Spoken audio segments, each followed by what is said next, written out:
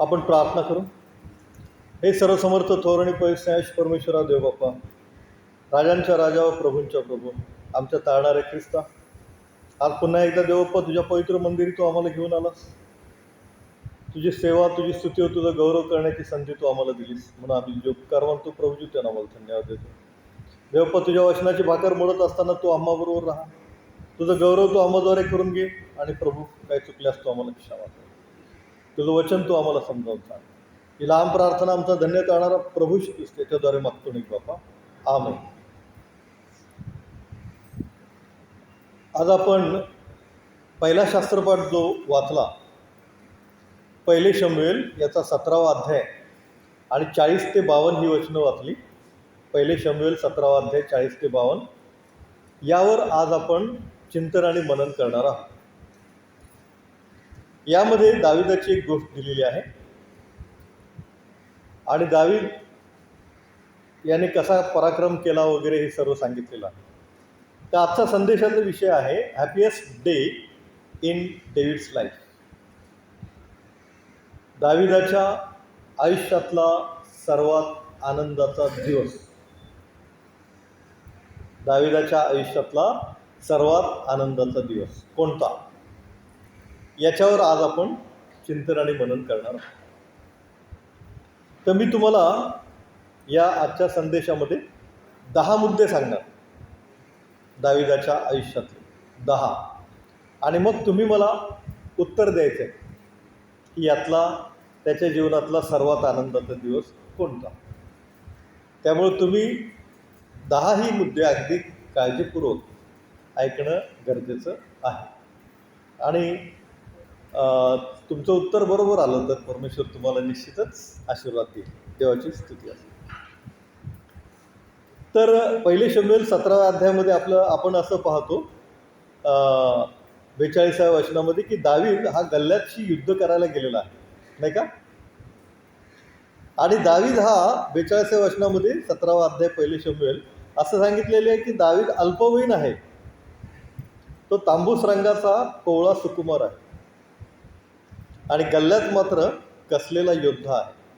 तो उंचापुरा आहे, धिप्पाड आहे, त्याच्याबरोबर त्याचा एक शस्त्रवाहक आहे, त्याच्याकडे एक मोठी तलवार आहे, भाला आहे, बर्ची आहे, त्याने अंगात जिरेटोप वगैरे चिलखत वगैरे घातलेला आहे.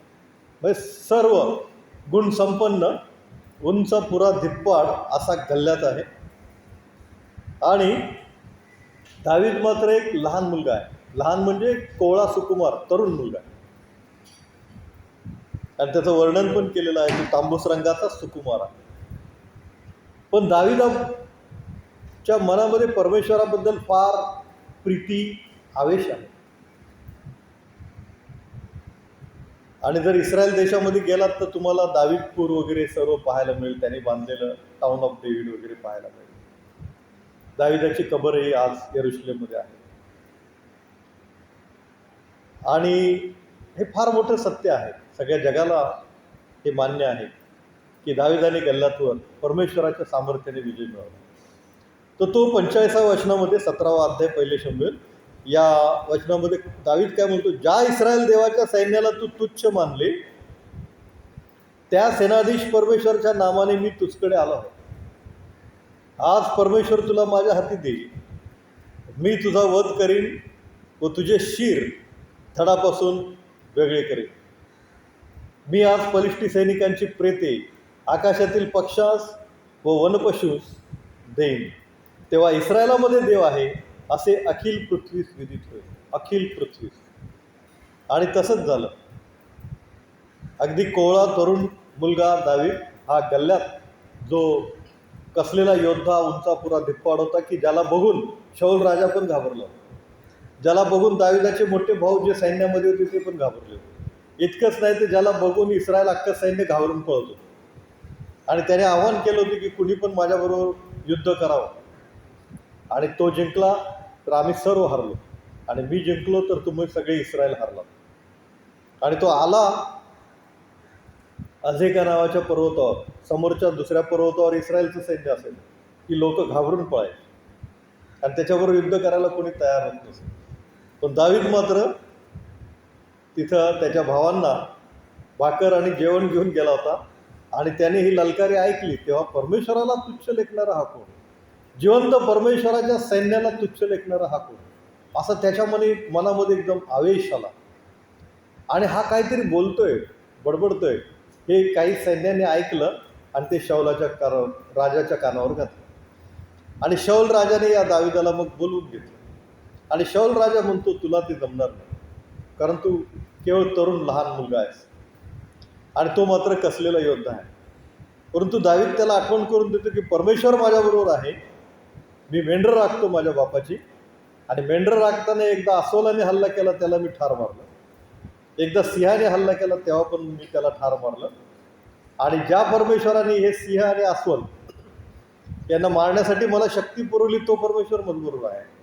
आणि तो परमेश्वर माझबरोबरचंही युद्ध करेल. युद्ध तुमचे नव्हे, युद्ध कुणाचं आहे? परमेश्वराचा. बलाने नव्हे, पराक्रमाने नव्हे, परंतु परमेश्वराच्या आत्म्याने कार्यसिद्धी होईल, असे परमेश्वर म्हणतो. बळ पराक्रम आपलं नाही, तर परमेश्वराचा आहे. तो जर आपल्या बाजूने लढत असेल तर आपल्याला कोण विरोध करणार? आणि म्हणून जयप्राप्तीसाठी घोडा केवळ व्यर्थ आहे. या गल्ल्यातकडं सर्व काय होतं, सर्व काय. परमेश्वर घर बांधित नाही तर बांधणारचे श्रम व्यर्थ आहे. परमेश्वर नगर रक्षित नाही तर पहारी करण्याचे जागणे काय व्यर्थ आहे. देवाची स्तुती असते. गल्ल्यातकडं सर्व काय होतं, सर्व योद्धा, मोठा योद्धा, प्रबळ योद्धा, ताकद, हत्यार चालवण्याचं कसब. आणि दाविदाकडे काहीच नाही, पण त्याच्याकडे परमेश्वर होता. आणि तो काय म्हणतो, मी परमेश्वराच्या नावाने तुझकडे आला. आज परमेश्वर तुला माझ्या हाती देईल, कारण तू परमेश्वराला, इस्रायलच्या सैन्याला तुच्छ लेखलेला आहे. आणि मी तुझं शिर धडापासून वेगळे करेन आणि तुझं प्रेत आकाशातील पाखरांना खायला घालेन. इतका कॉन्फिडन्स होता दाविदाला. पहिला मुद्दा आपण बघतोय 10 मुद्द्यांमधला, हॅपीएस्ट डे इन डेव्हिड्स लाईफ, असा संदेशाचा विषय आहे. आणि मग दाविदाने काय केलं, 5 गोटे घेतले, एका ओळ आहे तिथे त्यातून, आणि गोफण घेतली. आणि जसा गल्ल्यातासमोर दावीद आला तसं गल्ल्यातानी ललकारलं त्याला, ये तुझं मांस मी आकाशातील पक्ष्यांना खायला घालतो. असं गल्ल्यातानी ललकारल्याबरोबर दाविदाने त्यातला एक गोटा काढला, त्याच्या गोफणीमध्ये भरला आणि गर फिरून जोराने मारला. तो दगड मारला तर दाविदाने, परंतु पॉवर दिली परमेश्वर. आणि त्या पॉवरमुळे तो दगड असा बसला त्याच्या कपाळावर की त्याच्या जिरेटोपमध्ये एकच जागा शिल्लक होती कपाळाची, त्या कपाळावर बरोबर तो नेम बसला. आणि गल्ल्यात जमिनीवर इतका मोठा आघात तो होता की गल्ल्यात जमिनीवर पालथा पडला. आणि तो पडला हे बघितल्याबरोबर दावीद एकदम तयार झाला, एकदम बेभान होऊन तो पळत सुटला गल्ल्यातकडे की आता संधी आलेली, आता सोडायची नाही. आणि त्याने त्याच्या छातीवर पाय देऊन त्याचीच तलवार घेऊन त्याच्याच तलवारीने त्याचं शिर धडापासून वेगळं केलं. आणि ते शिर घेऊन तो शौल राजाकडे आला. हे बघा गल्ल्यातचं शिर, देवाची स्तुती असते. मग गल्ल्यासारख्या महाकाय माणसाला, योद्ध्याला, बलिष्ठ्याला ठार मारलं दाविदाने, तो केवळ कोवळा सुकुमार असताना. म्हणून हा दिवस दाविदाच्या आयुष्यातला सर्वात आनंदाचा आहे का? शेवटी उत्तर तुम्ही द्यायचं आहे. मी फक्त मुद्दे तुम्हाला सांगणार आहे, नीट लक्ष देऊन ऐका. आपला संदेशाचा विषय आहे दाविदाच्या आयुष्यातील सर्वात मोठा आनंदाचा दिवस. तर पहिला कुठला आपण शिकलो, दाविदाने गल्ल्यातला ठार मारलं, तो दिवस आहे का त्याच्या आयुष्यातला आनंदाचा दिवस? बघूया आपण, पुढे जाऊ. मग काय झालं, 18वा अध्याय 5व्या वचनामध्ये, पहिले शमूएलमध्ये आपण वाचतो, शौलाने त्याला सेनापती केले आणि जिकडे जिकडे तो जाई तिकडे तिकडे तो चतुराईने कार्यसिद्धी करत असे, युद्ध जिंकत असे. मग शौल राजाचा हा सेनापती झाला. आणि तो सर्व युद्ध जिंकायला लागला. जिकडं जिकडं तो जात असे तिकडं तिकडं युद्ध जिंकूनच दावीद परत येत असे. मग हा दिवस आनंदाचा होता का त्याच्या आयुष्यामधला, की त्याला सेनापती केलं आणि तो युद्ध जिंकला? दुसरा मुद्दा आपण पाहिला. पहिला मुद्दा कुठला होता? गल्ल्यातला ठार मारलं तो दिवस आनंदाचा होता का?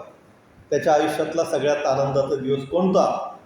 दाविदाच्या आयुष्यातला सगळ्यात आनंदाचा मोठा दिवस कोणता हे आपण आज शिकणार आहोत. गल्ल्यातला मारला तो दिवस होता, की शौलाने त्याला सेनापती केला आणि त्यांनी युद्ध जिंकलं तो दिवस होता? तिसरा मुद्दा आपण पाहूया. 18वा अध्याय आणि 6व्या-7व्या वचनामध्ये असं म्हटलेलं आहे, पहिले शमूएल 18:6-7. इस्रायलाच्या स्त्रिया मोठ्या आनंदाने डफ व झांजा वाजवून गात नाचत शौल राजा सामोरे आल्या आणि त्या म्हणाल्या, शौलाने हजारो वधिले, दाविदाने लाखो वधिले. आता बघा, स्त्रियांनी डफ वाजवला, झांजा वाजवल्या, नृत्य केलं आणि आनंदाने कुणाचं गजर केला? कुणाच्या नावाचा गजर केला? दाविदाचा. आणि शौलापेक्षा मोठं दाविदाला गणलं या सर्व स्त्रियांनी, की शौलाने हजारो वधले असतील पण दाविदाने लाखो वधले. का तर तरी गल्ल्याचा लाखासारखा एक होता, लाखामध्ये भारी होता. मग आता स्वतःला मोठेपणा दाविदाला मिळाला कुणापेक्षा जास्त? शौल राजापेक्षा मोठा. आता आपल्याला मोठेपणाची आस असते की मी मोठा असते. कधी कधी कंपनीमध्ये मला मोठं पाहिजे, पद, माझं सगळ्यांनी ऐकायला पाहिजे, मी मोठा ऑफिसमध्ये वगैरे वगैरे असं असते. पुढाऱ्यांमध्ये पण असते चढावळ, मी मोठा आहे ना, आस असते की बाबा. तसं दाविदाला होती का आस की बाबा शौलापेक्षा मला मोठं म्हटलेलं आहे? शौलाने हजारो वधले, दाविदाने लाखो वधले. या जेव्हा स्त्रिया डफ झांजो वाजवत होता तो दिवस त्याच्या आयुष्यात आनंदाचा होता का? तिसरा. कारण का दाविदाला शौलापेक्षा मोठं असं लोक म्हणत होते, राजापेक्षा मोठा सेनापती. मग त्याला आनंद वाटला का या दिवशी? कारण त्याच्या नावाचं गजर झाला, त्याच्या नावाचा गौरव झाला अख्ख्या यरुशलेममध्ये. तर ही तिसरी गोष्ट आपण बघितली की दाविदाच्या जीवनामध्ये हा आनंदाचा दिवस होता का?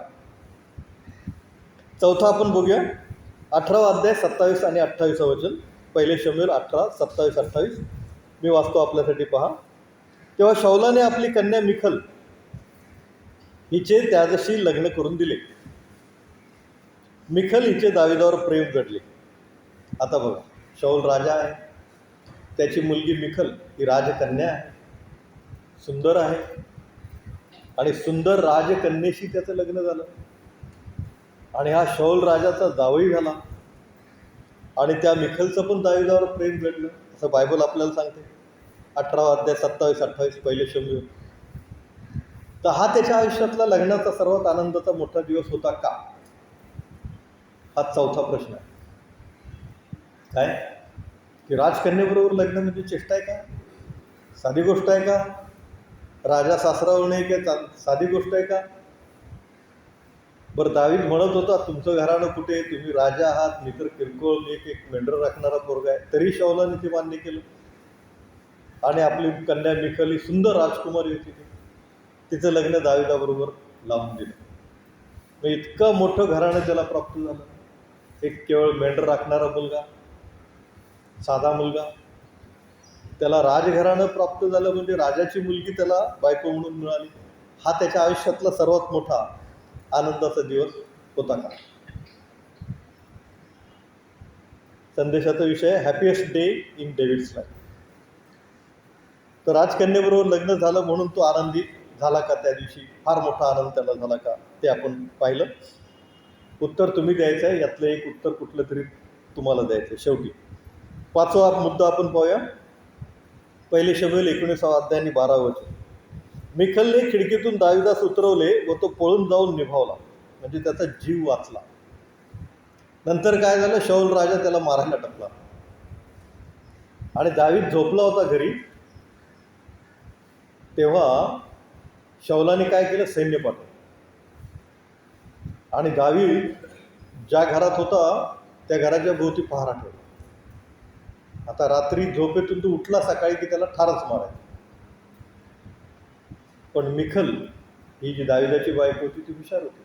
शौलाची जरी कन्या असली तरी तिथं दाविदावर प्रेम होतं आणि तिने सांगितले की रात्री जर तू थांबलास इथे तर खास मरशील, कारण बाहेर पहारा आहे आणि तिचा बाप शौल राजा याच्या मनात काहीतरी तुझ्याबद्दल कट कारस्थान आहे असं दिसतंय. मग काय करायचं, तर तिने काय केलं, खिडकीतून त्या दाविदाला उतरवून पळून लावलं. रातोरात दावीद पळून गेला आणि दाविदाचा जीव वाचला. मग दाविदाचा जीव शाऊल राजाच्या हातून वाचला म्हणून तो त्याच्या आयुष्यातला सर्वात मोठा आनंदाचा दिवस होता का? दाविदाचा जीव शाऊल राजाच्या हातून वाचला म्हणून तो त्याच्या आयुष्यातला सर्वात आनंदाचा मोठा दिवस होता का, आपण पाहत आहोत. 6वा मुद्दा आपण पाहूया. दावीद मोआबाच्या राजास म्हणाला. मग दावीद पळून गेल्यानंतर इकडे तिकडे तो फिरत होता. त्याला त्याचे काही नातेवाईक, काही लोक भेटले आणि मग त्याला आईवडिलांची काळजी वाटू लागली की आईवडील वृद्ध आहे आणि मी तर असा फिरतोय पळतोय, मग मी काय करू. शौल राजा कदाचित आईवडिलांना त्रास देईल आणि म्हणून त्याने काय केलं, मोआब देशात गेला आणि मोआब देशाच्या राजाला काय म्हणाला. 22वा अध्याय 3रं वचन आहे 1 शमूएलमधलं. मोआबाच्या राजाला म्हणाला, परमेश्वर माझे काय करणार हे समजेपर्यंत माझ्या आईबापास तुमच्यापाशी राहू द्या. किती सुंदर आहे. आपली 5वी आज्ञा परमेश्वराने दिलेली, तो आपली आई व आपला बाप यांचा मान राखा.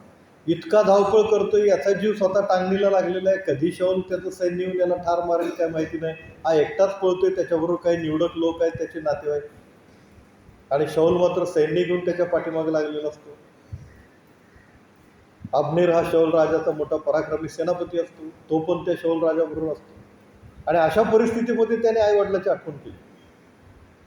कितीतरी मोठी गोष्ट दाविदाकडून शिकण्यासारखी आहे नाही का. त्याने आईवडिलाची आठवण केली आणि मोआब देश म्हणजे दुसरा देश की जिथं आता शौल पोहोचू शकणार नाही, त्या राजाला त्यांनी विनंती केली की कृपा करा, माझ्या आईवडिलांना तुमच्या राज्यामध्ये थारा देता का, राहू देता का.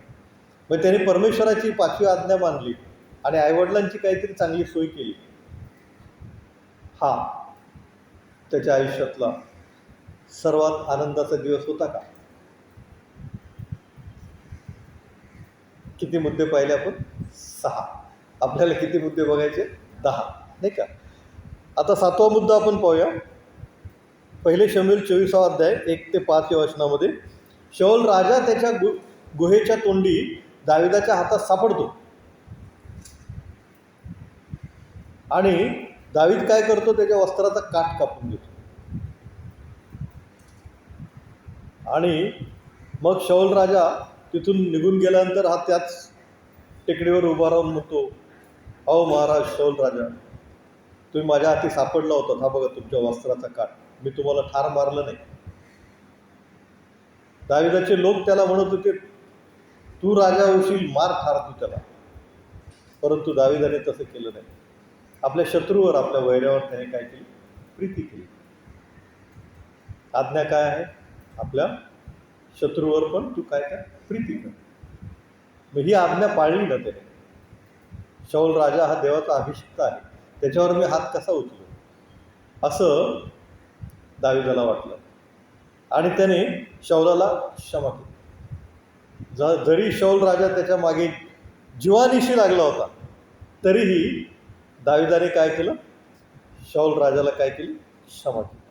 मग क्षमेचं जीवन दाविदाचं होतं. क्षमा केली तो दिवस दाविदाच्या आयुष्यातला सर्वात मोठा होता का, हा आपण 7वा मुद्दा पाहिलेला. नंतर काय होतं, युद्ध होतं फलिस्त्यांबरोबर आणि शौल राजा गिल्बोआच्या पर्वतावर त्याच्या मुलांसहित ठार मारला जातो. सगळी मुलं शौल राजाची आणि शौल राजा स्वतः गिल्बोआच्या पर्वतावर पलिष्ठांबरोबरच्या झालेल्या घनघोर युद्धामध्ये ठार मारला जातो. मग आपला शत्रू मेला, आपला रस्ता मोकळा झाला. असं दाविदाला वाटलं का कधी? नाही. दाविदाने खूप शोक केला. शौल राजा मेला तरी, योनाथान मेला तरी दाविदाने खूप शोक केला. मग शौल राजा मरण पावला, 8वा मुद्दा. म्हणून दाविदाला त्या दिवशी फार मोठा आनंद झाला की आता माझा मार्ग मोकळा झाला. हा दाविदाच्या आयुष्यात आनंदाचा दिवस होता का? तो आपण 8वा मुद्दा पाहिलेला आहे. 9वा मुद्दा असा आहे, 2 शमूएल 2 अध्याय 4 वचन, 2 शमूएल 2:4. यहुदी लोकांनी हेब्रोनात जाऊन दाविदास अभिषेक करून यहुदा वंशाचा राजा नेमला. आता दावीद काय झाला? राजा झाला. लोक सर्व एकत्र आले. हेब्रोनामध्ये दावीद होता, शौल राजा मरण पावलेला आहे, आणि एका दिवशी काय केलं? त्या सर्व लोकांनी, यहुदी लोकांनी मिळून दाविदाला काय केलं? राजा म्हणून अभिषेक केला. देवाची स्तुती असते. मग आपल्याला काही मोठं पद मिळालं, राजा बनला तो. राजा बनणं काय साधी गोष्ट आहे का? इस्रायलाचा राजा, एवढ्या मोठ्या राष्ट्राचा राजा दावीद बनला की ज्याची ऐपत नाही, ज्याची लायकी नाही. एक साधा मेंढपाळाचा मुलगा आहे, मेंढर राखणारा, त्याला पण लोकांनी इस्रायलचा राजा बनवला. म्हणजे हा त्याच्या आयुष्यातला सगळ्यात मोठा आनंदाचा दिवस होता का? की तो ज्या दिवशी राजा बनला. इस्रायल देश परमेश्वराचा देश आहे, त्या परमेश्वराच्या देशाचा राजा साधी गोष्ट नाही आहे ती. आणि परमेश्वराच्या आशीर्वादाशिवाय तो होणारच नाही, परमेश्वराच्या आज्ञेशिवाय तो होणारच नाही राजा. कारण शमूएलाने आधीच त्याला अभिषेक केला होता तेलाचा राजा म्हणून. आणि आज वास्तवात ते उतरलं 2 शमूएल 2:4 की यहुदी लोकांनी हेब्रोनात जाऊन दाविदास काय केला? अभिषेक केला आणि यहुदा वंशाचा राजा त्याला नेमला. किती मुद्दे बघितले? 9. छान, देवाची स्तुती असते. 10वा मुद्दा असा आहे, 2 शमूएल 6 अध्याय 14 वचन, 2 शमूएल 6:14. दावीद सणाचे एफोद कमरेस वेष्टून परमेश्वरासमोर आवेशाने नृत्य करत होता. दावीद राजा होता तरीही जेव्हा कोश दावीदपुरामध्ये येत होता तेव्हा ही परमेश्वराचा कोश आहे, या कोशामध्ये परमेश्वराची उपस्थिती आहे. आणि तो परमेश्वर माझ्या घरी येत आहे, परमेश्वराची उपस्थिती माझ्या घरी येत आहे. म्हणून सणाचं एफोद कमरेला गुंडाळून दावीद राजा असून सुद्धा असा बेभान नाचत होता, असा बेभान नाचत होता की तो त्याचं भान हरपून गेला की तो स्वतः राजा आहे. त्याला शुद्ध नव्हती, म्हणजे तो इतका बेभान झाला होता, कारण देवाची उपस्थिती दावीदपुरामध्ये माझ्या घरामध्ये येत आहे. आणि 2 शमूएल 6:14 असं म्हटलेलं आहे की मोठ्या आनंदाने देहभान विसरून, तो राजा आहे हे विसरून, तो नाचत बागडत देवाच्या कोशापुढे येत होता. देवाची उपस्थिती त्याच्या घरी, त्याच्या दावीदपुरामध्ये कोशाद्वारे येणार. म्हणून तो इतका आनंदाने बेभान झाला की त्याला स्वतःची शुद्ध हरपून गेला तो. आणि त्याने कमरेला एफोद सणाचं गुंडाळलं होतं आणि तो राजा आहे हे विसरला होता. आणि तो बोलतो पण, मी तुच्छ होईन, मी देवापुढे तुच्छ होईन. आणि देवाचं गौरव त्यांनी केलं. एक राजा असून सुद्धा तो या कोशापुढे नाचला, स्वतःला त्यांनी लीन आणि नम्र केलं. 10 मुद्दे आपण बघितले. गल्ल्यातला मारला तो दिवस त्याचा आयुष्यातला सर्वात मोठा आनंदाचा दिवस होता का? दुसरी गोष्ट म्हणजे शौलाने त्याला सेनापती केला आणि त्याने युद्ध जिंकलं, तो आनंदाचा दिवस होता का? सगळ्यात मोठा आनंदाचा दिवस कोणता दाविदाच्या जीवनातला? ते आपण 10 मुद्दे पाहिलेले. तिसरा मुद्दा असा होता की स्त्रियांनी त्याचं गौरव केलं. शौलाने हजारो दिले, दाविदाने लाखो दिले, तो आनंदाचा दिवस होता का? चौथा असा की शौलाने आपली कन्या मिखल त्याला लग्न करून दिली, म्हणजे राजकन्या मिळाली, म्हणून तो आनंदाचा सर्वात मोठा दिवस होता का? त्यानंतर मिखलने खिडकीतून त्याला पळवून लावलं आणि त्याचा जीव वाचवला, तो जीव वाचला म्हणून तो आनंदाचा दिवस होता का? त्याने आपल्या आईबापाची काळजी घेतली, मोआब राजाकडे आईबापांना नेऊन ठेवलं, तो त्याच्या आयुष्यातला सर्वात मोठा आनंदाचा दिवस होता का? त्यानंतर आपण पाहिलं की शौल राजा त्याच्या हाती सापडून सुद्धा त्याने त्याला सोडलं, शत्रूवर त्यांनी प्रीती केली म्हणून तो आनंदाचा दिवस होता का? नंतर आपण पाहिलं शाऊल राजा मरण पावला आणि याचा मार्ग मोकळा झाला म्हणून तो त्याच्या आयुष्यातला सर्वात मोठा आनंदाचा दिवस होता का? त्यानंतर आपण असं पाहिलं की लोकांनी हेब्रोनाला जाऊन त्याला राजा बनवलं, हा त्याच्या आयुष्यातला सर्वात मोठा आनंदाचा दिवस होता का? आणि नंतर आपण पाहिलं की कोश येत असताना दावीद बेभान होऊन नाचला. हा प्रेज द लॉर्ड. फार सुंदर उत्तर दिलं सिस्टर. परमेश्वर तुम्हाला आशीर्वाद देव, दीर्घायुष्य देव आणि आरोग्य देव. कोश घेऊन येताना दावीद राजा असून बेभान होऊन नाचला, कारण देवाच्या उपस्थितीला महत्त्व आहे. देवाची उपस्थिती त्याच्या घरी, त्याच्या दावीदपुरामध्ये येणार आहे आणि या आनंदाने तो बेभान झाला आणि हा त्याच्या आयुष्यातला सर्वात मोठा आनंदाचा दिवस होता. हे त्याने सिद्ध करून दाखवलं, कारण तो राजा असून बेभान होऊन नाचला. त्याला शुद्ध नव्हती किंवा तो विसरला होता की तो राजा आहे, इस्रायलाचा मोठा राजा आहे, पराक्रमी आणि थोर राजा आहे, हे तो विसरला होता. स्वतःला लीन आणि नम्र करून परमेश्वराची उपस्थिती आपल्या घरी येत आहे म्हणून तो बेभान होऊन नाचला. हे त्याच्या आयुष्यातला सर्वात मोठा आनंदाचा दिवस होता. आपल्या आयुष्यामध्ये पण देवाची उपस्थिती यावी म्हणून आपण प्रार्थनेमध्ये असलं पाहिजे. आणि देवाची उपस्थिती कशी येते? जेव्हा आपण गीत गातो, वचन वाचतो, देवाचं गौरव करतो. कौटुंबिक प्रार्थना यामध्ये फार महत्त्वाचं आहे. कारण मत्तेकृत शुभवर्तमान आपण वाचलं 18 अध्याय 20 वचन, दोघे किंवा तिघे माझ्या नावाने एकत्र जमले तिथे मी आहे, असे प्रभू येशू ख्रिस्त म्हणतो. पण देवाची उपस्थिती जर आपल्याला पाहिजे तर आपण कौटुंबिक प्रार्थना दोघं तिघं चौघं जे काय आहेत ते एकत्र येऊन केली पाहिजे.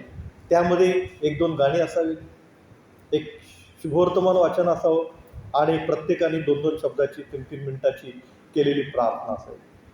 यामध्ये देवाची उपस्थिती आहे आणि ही देवाची उपस्थिती जर आपल्याबरोबर असेल तर स्वर्गीय आणि पृथ्वीवरचे सर्व आशीर्वाद परमेश्वर आपल्याला दिल्याशिवाय राहणार नाही.